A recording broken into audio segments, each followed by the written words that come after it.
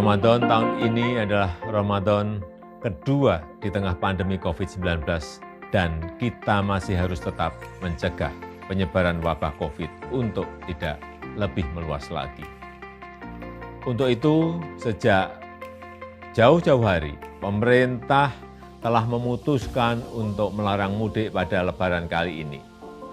Dan keputusan ini diambil melalui berbagai macam pertimbangan.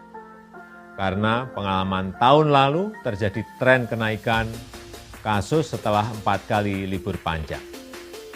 Yang pertama, saat libur Idul Fitri tahun lalu, terjadi kenaikan kasus harian hingga 93%.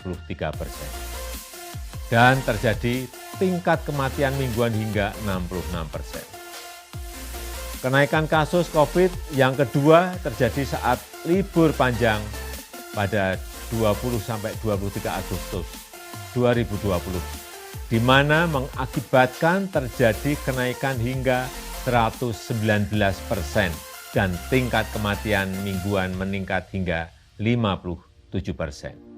Yang ketiga terjadi saat libur panjang pada 28 Oktober hingga 1 November 2020, yang menyebabkan terjadinya kenaikan kasus COVID hingga 95%. Dan kenaikan tingkat kematian mingguan mencapai 75%. Dan terakhir yang keempat, terjadi kenaikan saat libur di akhir tahun 24 Desember 2020 sampai dengan 3 Januari 2021, mengakibatkan kenaikan jumlah kasus harian mencapai 78% dan kenaikan tingkat kematian mingguan hingga 46%. Pertimbangan lainnya adalah kita harus menjaga tren menurunnya kasus aktif di Indonesia dalam 2 bulan terakhir ini.